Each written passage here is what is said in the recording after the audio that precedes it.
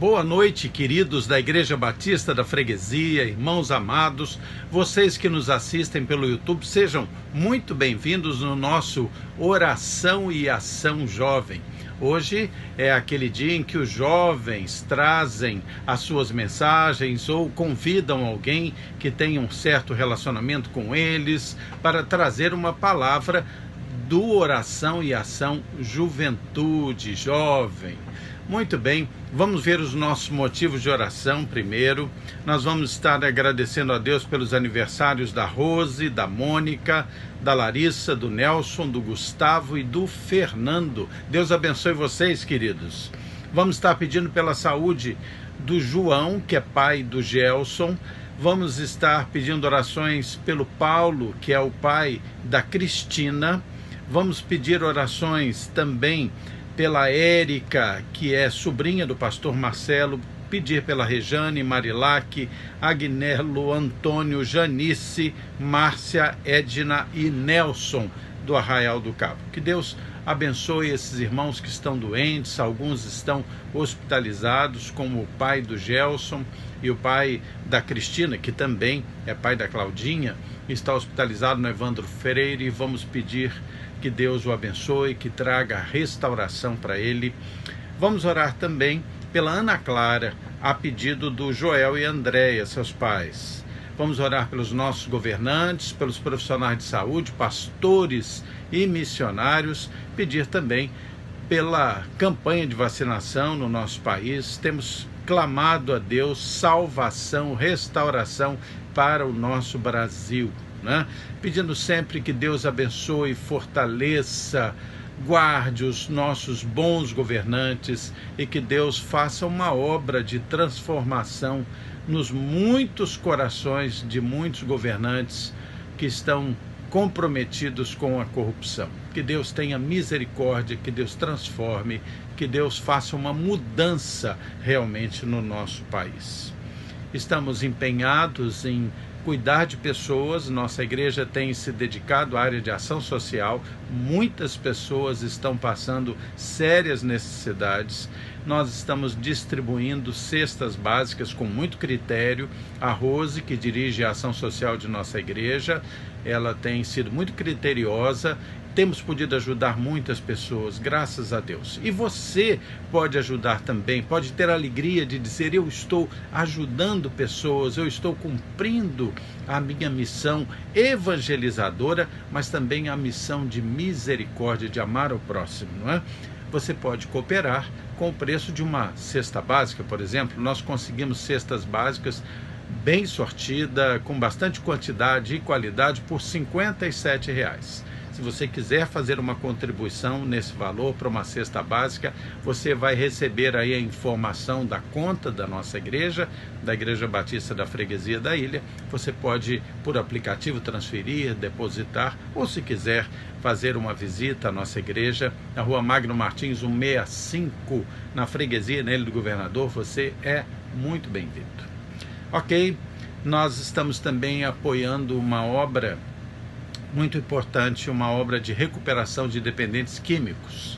Há um grupo ali de 60 homens na Chácara dos Profetas, de várias idades, todos muito carentes de sustento, né? Precisamos de alimentos, de roupa de cama, roupa de banho, roupa masculina, das mais variadas tipos de roupas masculinas, sapatos também, material de higiene pessoal, material para limpeza geral do local. Você pode cooperar com o que você tiver e puder. Vai ser bênção na vida também desses homens que estão ali lutando para se desvencilhar do terrível vício da dependência química. Nós agradecemos muito a você que tem sido dizimista fiel, ofertante fiel.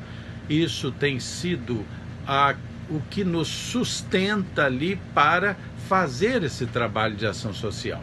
Claro que, acima de tudo, estamos sustentados por Deus, mas Deus tem atuado no seu coração e você tem sido fiel, comprometido com Deus e com a sua igreja. Deus abençoe você. Vamos orar. Hoje vai estar trazendo a palavra para nós no Oração e Ação Jovem o Paulo. Paulo é teólogo, Paulo está fazendo um trabalho de ordem pastoral ali na congregação da nossa igreja, e isso tem sido maravilhoso. Ele tem dado apoio naquele lugar, na casa de Jorge e Lúcia, onde eles se reúnem. Então, Paulo, que Deus abençoe você, abençoe sua esposa Rejane também. Vamos orar, pedir a bênção de Deus sobre eles. Senhor Deus, muito obrigado pelo teu amor, pela tua bondade, Senhor, misericórdia. Queremos suplicar que o Senhor fale ao coração desses que estarão ouvindo a tua palavra, mas que o Senhor unja também com teu Santo Espírito, Paulo, para trazer esta mensagem, Pai. Tudo isso te peço e agradeço em nome de Jesus. Amém. Muito bem, vamos agora ouvir o Oração e Ação Jovem com a sua mensagem. Vamos lá. Olá, irmãos. Eu saúdo a todos com a graça e paz do nosso Senhor e Salvador Jesus Cristo. E eu convido os irmãos a abrirem suas Bíblias no Novo Testamento, no Evangelho de Lucas, capítulo 13, do versículo 1 ao versículo 9. Evangelho de Lucas, capítulo 13, do versículo 1 ao versículo 9. Eu estou usando a versão Nova Almeida atualizada, que eu considero uma versão boa. Então, Lucas, Evangelho segundo Lucas, capítulo 13, do versículo 1 ao versículo 9. Naquela mesma ocasião, estavam ali algumas pessoas que falaram para Jesus a respeito dos galileus, cujo sangue Pilatos havia misturado com os sacrifícios que os mesmos realizavam.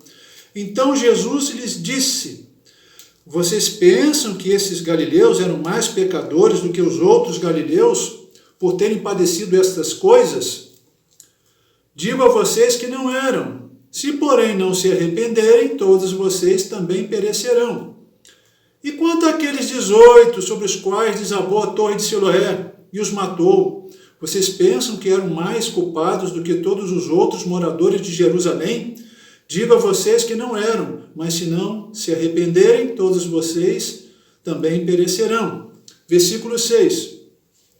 E Jesus contou a seguinte parábola.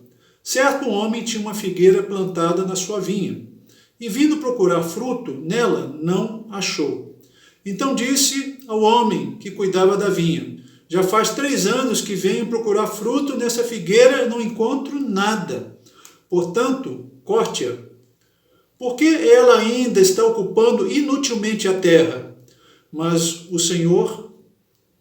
homem que cuidava da vinha respondeu: Senhor, deixa ainda este ano, até que eu escave ao redor dela e ponha estrume. Se vier a dar fruto, muito bem. Se não der fruto, o Senhor poderá cortá-la. Que o Espírito Santo do nosso Deus possa iluminar nossos corações, para a sua palavra. E não dá para olhar os acontecimentos, a pandemia, e não parar para refletir um pouco. Entendo que, num momento como esse, surgem alguns questionamentos, tipo: como pode um Deus bom permitir que tudo isso aconteça? Como olhar um cenário como esse e ainda assim perceber Deus atuando? Será que Deus permitiu tudo isso porque está muito indignado com a humanidade? Ou as coisas tinham de acontecer mesmo e Deus não tem nada a ver com isso? Ele é como um relojoeiro que deu corda no universo e ausentou-se, colocou-se à parte da sua criação e não interfere nas questões humanas. São questionamentos. Existem questões que algumas pessoas têm dificuldade de compreender porque lhe falta uma leitura equilibrada e bíblica. E ainda encontramos outra grande dificuldade. Deus, ele não dá explicações de si mesmo. A escolha do texto ela foi proposital, devido ao momento em que vivemos e porque o texto chama atenção para um grupo de pessoas que procuraram Jesus com certas questões que não estavam em sintonia com a perspectiva divina. Uma leitura equivocada acerca dos acontecimentos, e principalmente acerca de Deus. O texto ele pode ser dividido em 2 partes. Do versículo 1 ao versículo 5, diz respeito a 2 episódios trágicos. Né? A leitura daquelas pessoas acerca desses episódios e a resposta de Jesus quanto a essa questão. E em razão disso, a necessidade de arrependimento. E a segunda parte do texto, que vai do versículo 6 ao versículo 9, reforça a necessidade de arrependimento baseado na paciência divina, como também na justiça divina. Versículo 1 e o versículo 4, ele chama atenção para 2 episódios trágicos. Nós acabamos de ler. O primeiro diz respeito a alguns homens galileus, da região da Galileia, que foram mortos no momento do culto. No momento ali, estavam no templo, sob ordem de Pilatos, cujo sangue dos galileus misturou seus sacrifícios. Eles foram mortos no lugar sagrado. E o segundo diz respeito a 18 pessoas mortas em decorrência de um desabamento na torre de Siloé. Qual a leitura aquelas pessoas fizeram desses 2 episódios trágicos? Qual leitura, não apenas aquelas pessoas que estavam próximas de Jesus, como a sociedade, qual leitura aquelas pessoas fizeram dos 2 episódios trágicos? Versículo 2 e versículo 4, ele diz o seguinte: então Jesus lhes disse, vocês pensam que esses galileus eram mais pecadores do que todos os outros galileus, por terem padecido essas coisas?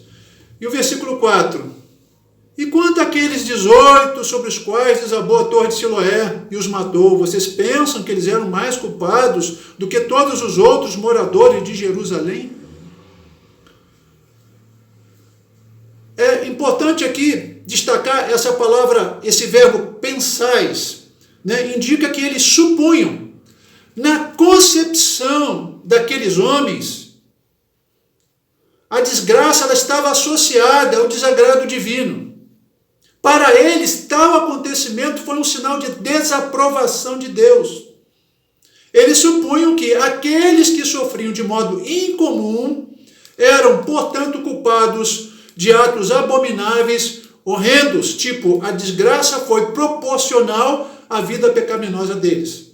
Interessante porque essa mesma ideia também norteava ali no momento, no contexto de Paulo, né, quando ele foi mordido por uma víbora na ilha de Malta, e os moradores locais atribuíram o episódio ao juízo divino, e diz o texto, certamente este homem é assassino, né? O pior dos infratores, porque, salvo do mar, a justiça não deixa viver.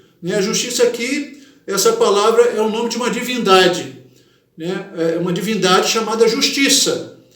A justiça não deixou viver, mas como Paulo não morreu, deram a ele status de divindade. Mas era o pensamento que dominava aquela cultura naquela época. Qual foi a resposta de Jesus quanto a essa questão? No versículo 3 e versículo 5, Jesus se contrapõe a essa ideia. Diz o texto, digo a vocês que não eram. Eram mais pecadores? Não eram. Versículo 5, digo a vocês que não eram. Eram mais culpados? Não eram. Não eram. Jesus, está dizendo que a forma brutal como eles morreram, os galileus, não foi porque eram mais pecadores do que os outros galileus. E nem as vítimas do desabamento morreram daquela forma porque eram mais culpadas do que os outros habitantes de Jerusalém, como supunham. Agora, é importante notar que em nenhum momento Jesus negou a ligação entre a desgraça e o juízo. E muito menos afirmou ser obra do acaso. Ao invés de dar explicações detalhadas, Jesus aponta para uma necessidade urgente de arrependimento.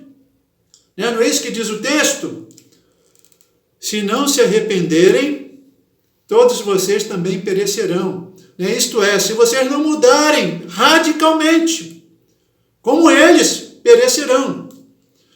Aquelas pessoas que julgaram de forma equivocada os mortos naqueles eventos, não estavam numa situação privilegiada em relação a eles. Eles conseguiam ver o juízo divino em determinados acontecimentos e não percebiam o juízo que viria sobre eles.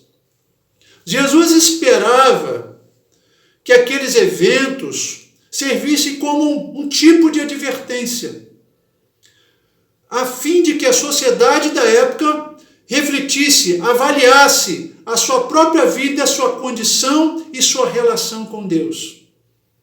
Eu achei interessante a postura de alguns pastores chilenos que, após um violento terremoto no Chile, isso uns 10 anos atrás ou mais, reuniram-se para orar, buscar orientação de Deus quanto àquele episódio e avaliar a própria vida e ministério. Olha que coisa interessante. Às vezes nós criamos essa ideia errada, né, de que nós estamos bem na fita com Deus. Jesus, né, algumas pessoas pensam, Jesus deve estar com um sorriso de orelha a orelha, né, em relação à minha vida, ao meu casamento, ao meu ministério, a forma como eu uso o dinheiro.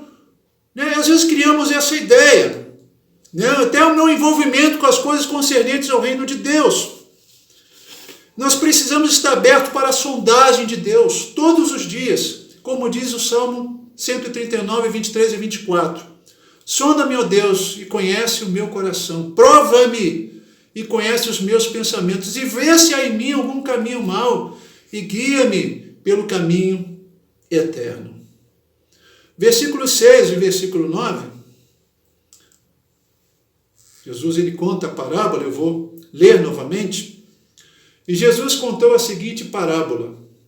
Certo homem tinha uma figueira plantada na sua vinha, e vindo procurar fruto, nela não achou.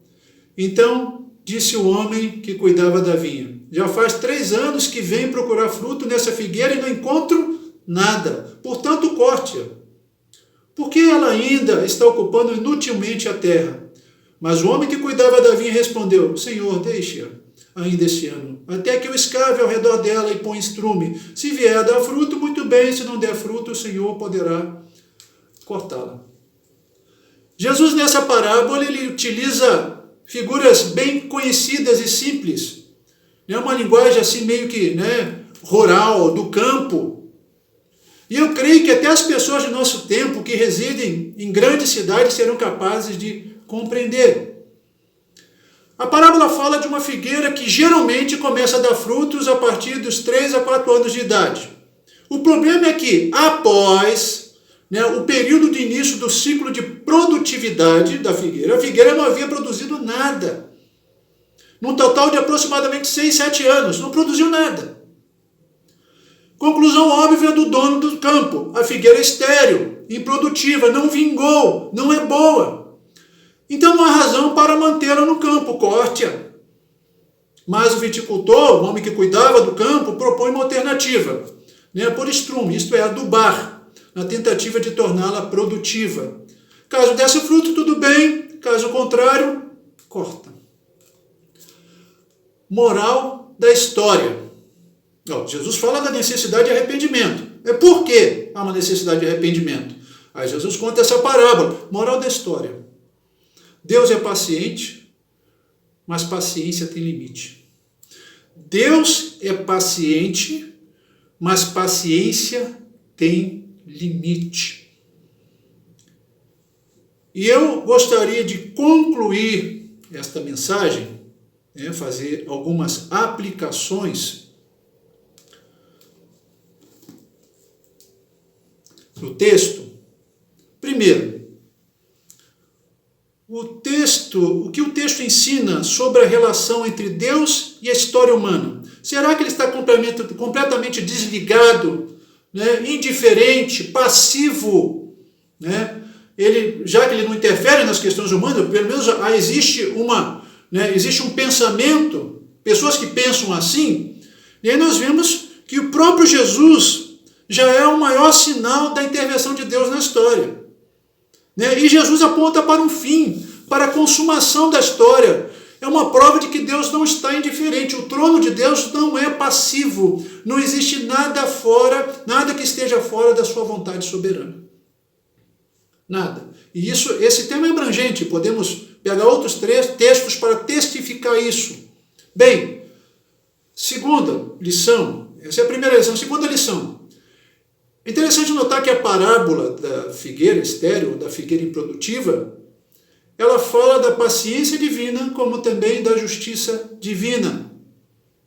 Nós precisamos entender que na relação entre amor e justiça, um não pode sobrepor o outro e vice-versa, né? Pelo contrário, ambos trabalham em harmonia.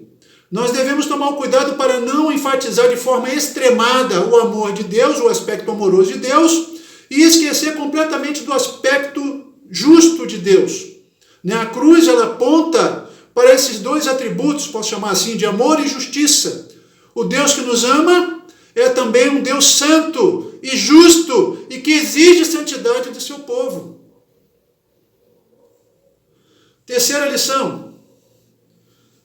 Jesus, ele fala da necessidade de arrependimento urgente. Urgente. Baseado no quê? Baseado na justiça divina, na paciência divina e na justiça divina.